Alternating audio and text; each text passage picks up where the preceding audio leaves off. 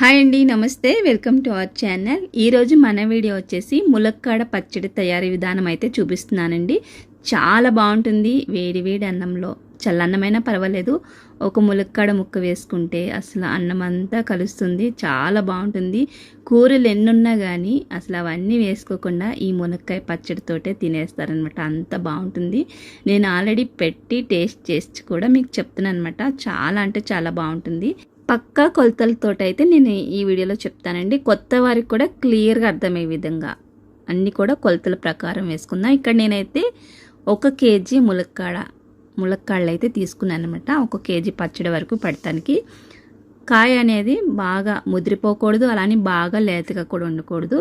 కొంచెం కండతోటి ఉండేది తీసుకోండి. కొంచెం గింజ కట్టి మంచిగా ఉన్నది తీసుకుంటే, ఎందుకంటే మనకి వేపేసరికి కొంచెం దగ్గరికి అవుతుంది, అలాగే మళ్ళీ పచ్చళ్ళలో ఊరేసరికి ఇంకొంచెం దగ్గరికి అయిపోతుంది అనమాట. అందుకనేసి కొంచెం కండ బాగా ఉండేది తీసుకోండి. ఇలా ఉండాలన్నమాట. బాగా లేతగా ఉండకూడదు, అలానే బాగా ముద్రిపోకూడదు. ఇలాంటి కాడలు తీసుకోండి. చూస్తున్నారు, ఇవన్నీ కూడా ఒక 2 ఇంచెస్ ఉండే వరకు కట్ చేసుకోండి. ఇక్కడ వచ్చేసేసి 250 గ్రాముల చింతపండు అయితే తీసుకున్నాను. అంటే 1/2 కిలో ములక్కాడ ముక్కలకి 1/2 కిలో చింతపండు తీసుకున్నాను. శుభ్రంగా గింజలు ఉట్లు అనే తీసేసి శుభ్రం చేసుకొని ఒకసారి కడిగేసుకున్న తర్వాత ఇప్పుడు వేడి నీళ్ళు పోసుకొని నానబెట్టేసుకోండి. ఇది నానేలోపు మనము చూస్తున్నారు కదా, ఇలా వేడి నీళ్ళు పోసి మాత్రమే నానబెట్టుకోవాలి. చల్లనీళ్ళు అయితే పోయొద్దు. ఇక్కడైతే ములక్కాడ ముక్కలు మనం కట్ చేసి పెట్టేసుకున్నాం కదా, ఇవి వేయించడానికి నేను ఇక్కడ పల్లీల నూనె అయితే తీసుకున్నాను. ఇంకా పప్పు నూనె కూడా తీసుకోవచ్చు, పచ్చళ్ళ నూనె. ఇక్కడ నేనైతే పల్లీల నూనె తీసుకున్నాను. ఇది స్టవ్ వెలిగించుకొని ప్యాన్ పెట్టుకొని దాంట్లోకి వేసేసుకున్నాను.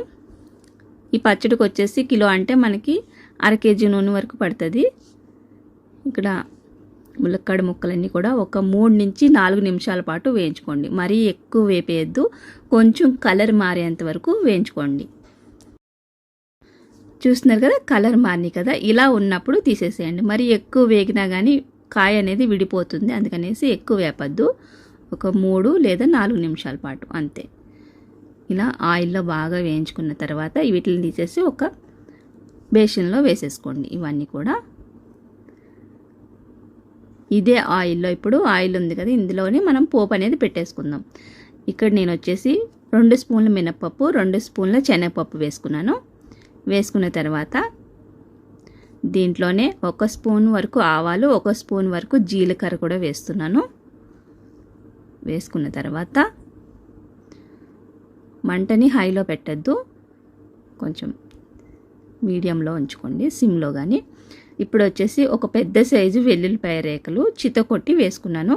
పొట్టు తీసేసి, అక్కడక్కడ పొట్టున్నా ఏం పర్వాలేదు. వేసుకున్న తర్వాత ఇప్పుడు ఎండుమిరపకాయలు ఒక 5 నుంచి 6 కాయల వరకు వేసాను. ఇలా మధ్యలో తుంచుకొని వేసుకోండి. ఇవన్నీ కూడా లైట్గా వేగుతున్నాయి కదా, ఇప్పుడు దీంట్లోకి కరివేపాకు వేస్తున్నాను. కరివేపాకు కూడా వేసి బాగా వేయించేసుకోండి. మీరు ఇంగువ తినేవారైతే ఇంగువ కూడా వేసుకోండి. ఇంగువ వేసుకున్నా కానీ పచ్చళ్ళు బాగుంటాయి టేస్టీగా. చూస్తున్నారు కదా, మరీ వేగిపోకుండా ఈ స్టేజ్లో ఉన్నప్పుడు స్టవ్ ఆఫ్ చేసేసండి. ఎందుకంటే ఆ వేడి నూనె వేడిగా ఉంటుంది కదా, అప్పుడు మనకి ఇంకొంచెం వేగుతాయి అనమాట. మరీ వేగిపోతే మళ్ళీ నూనె వేడికి పప్పులు అనేది మాడిపోద్ది. ఇప్పుడు చూస్తున్నారు కదా, మనం చింతపండు బాగా నానిన చింతపండు నేను మిక్సీలో వేసేసుకొని మొత్తం అంతా కూడా జల్లెడ పట్టేసుకున్నాను. ఏమి ఉట్లు గట్ట పీచు లేకుండా జల్లెడ పట్టేసుకున్న తర్వాత ఇప్పుడు స్టవ్ మీద పెట్టుకొని ఆ పులుసులో ఉన్న వాటర్ అంతా కూడా పోయేంత వరకు నేను ఇక్కడైతే వేపేసుకున్నాను. ఇవన్నీ కూడా బాగా చల్లారిపోవాలి. మనం చింతపండు పులుసు అలానే ఆయిల్లో పోపు పెట్టుకున్నాం కదా, అన్నీ కూడా పక్కన పెట్టేసుకోండి, చల్లారిపోతాయి. ఈలోగా మనము ఇక్కడ కేజీ ములక్కాడ ముక్కలు వేయించేసుకుని పెట్టాం కదా, ఇందులోనే నేను అన్నీ కూడా వేసేస్తాను. ఉప్పు కారం అన్నీ కూడా. మీకు ఇలా వద్దనుకుంటే మన చింతపండు పులుసు ఉంది కదా, అందులో వేసేసుకొని మిక్స్ చేసుకొని తర్వాత ములక్కాడ ముక్కలు కూడా కలుపుకోవచ్చు. ఇక్కడ నేనైతే ఇందులోనే పక్కన వేసేసి కలిపేస్తున్నాను. ఇక్కడ 250 గ్రాములు పడుతుంది, కానీ అంతా వేయద్దు, 200 గ్రాములు వేసుకోండి. అంటే 1/2 కిలో కన్నా తక్కువ అనమాట. చాలకపోతే 3వ రోజు మళ్ళీ కలుపుకుంటాం కదా, అప్పుడు వేసుకోవచ్చు. ప్రస్తుతానికి నేనైతే 200 గ్రాములు మాత్రమే వేసాను ఉప్పు. నెక్స్ట్ వచ్చేసి కారం వచ్చేసి 1/2 కిలో వేసేస్తున్నాను. కిలో ములక్కాడ ముక్కలకి 1/2 కిలో కారం అయితే వేసేస్తున్నాను. 1/2 కిలో అంటే 250 గ్రాములు కారం. ఇది 200 గ్రాములు ఉప్పు వేశాను, 250 గ్రాములు కారం వేశాను, 1 స్పూనుడు పసుపు కూడా వేసుకున్నాను. తర్వాత వచ్చేసి వేయించి పొడి చేసిన ఆవ పొడి, ఇక్కడ చూస్తున్నారు కదా స్పూన్ ఎంత ఉందో, దాంతో 2 స్పూన్ల వరకు వేశాను.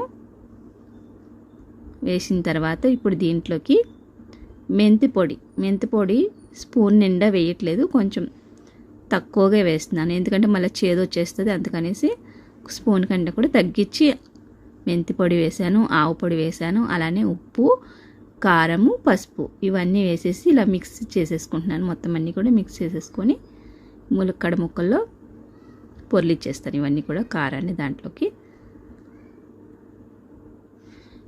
ఇలా వద్దనుకున్న వాళ్ళు మనం అన్నీ కూడా చింతపండు పులుసు ఉంది కదా దాంట్లో కలిపేసి కూడా పట్టుకోవచ్చు, ఎందుకంటే ములక్కాడ ముక్కలు చిరిగిపోతాయి అన్న భయం ఉన్న వాళ్ళకి అలా చేసేసింది. ఇక్కడ వచ్చేసి పులుసు వేసేస్తున్నాను. పులుపు కూడా చెప్పాను కదా 250 గ్రాములు చింతపండు అనమాట ఇది. ఈ కొలతలన్నీ కూడా నేను మళ్ళీ డిస్క్రిప్షన్లో రాస్తాను, మీకు ఎవరికైనా ఉపయోగపడితే వెళ్ళి చదువుకోండి. మళ్ళీ ఇక్కడ వచ్చేసి తాలింపు అంతా కూడా ఇందులో వేసేస్తున్నాను.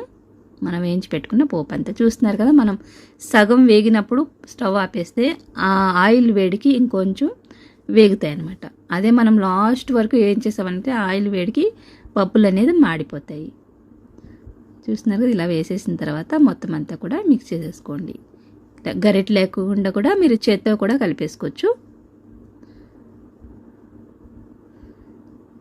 ఇలా కలిపేసుకున్న తర్వాత ఇదంతా కూడా ఒక డబ్బాలో ఎత్తి పెట్టేసుకొని 3వ రోజు మళ్ళీ ఒకసారి బేషన్లో వేసుకొని కలుపుకొని ఉప్పు అన్నీ సరిపోతాయి.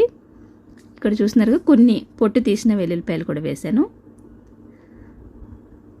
నాకైతే సమానంగా సరిపోయింది. 200 గ్రాముల ఉప్పు కొంచెం తగ్గినా కానీ మళ్ళీ మనం 3వ రోజు కలుపుకోవచ్చు అనమాట. కొన్ని ఉప్పు ఏంటంటే తక్కువ ఉంటాయి, కొన్ని ఉప్పు ఏమో ఎక్కువ అనిపిస్తుంది, సాల్ట్ ఎక్కువ ఉంటుంది అనమాట. అందుకని చూసి తగ్గించుకొని వేసుకొని మళ్ళీ 3వ రోజు కలుపుకుంటే సరిపోతుంది. చూస్తున్నారు కదా ఫ్రెండ్స్, ఇక్కడ మనకి ములక్కాడ పచ్చడి అయితే 3వ రోజు బాగా ఊరిపోయింది అనమాట, చాలా బాగుంది. ఇక్కడ అన్నంలో ఒక ముక్క వేసి చూపిస్తాను మీకు. అన్నట్టు మీకు చెప్పలేదు కదండి, ఈ ములక్కాళ్ళన్నీ కూడా మా చెట్టివి అనమాట.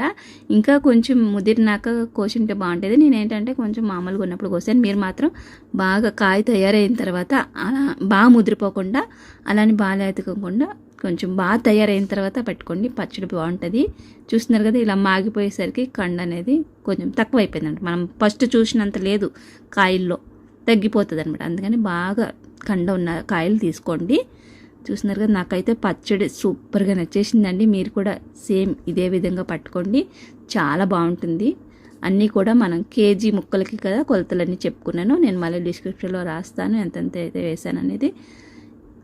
అలానే మన ఛానల్ని సపోర్ట్ చేయండి, సబ్స్క్రైబ్ చేయండి. ఇలాంటి మంచి మంచి రెసిపీస్ కోసం మన ఛానల్ని సబ్స్క్రైబ్ చేసుకొని పక్కనే ఉన్న బెల్ ఐకాన్ అయితే ఆల్లో పెట్టుకోండి. నేను ఏ వీడియో వేసినా కానీ మీకు వెంటనే నోటిఫికేషన్ వస్తుంది అనమాట. మంచి మంచి వీడియోస్ అన్నీ కూడా చూస్తున్నారా. పచ్చడి అయితే మాత్రం మీరు ఎప్పుడైనా టేస్ట్ చేయండి. Thanks for watching.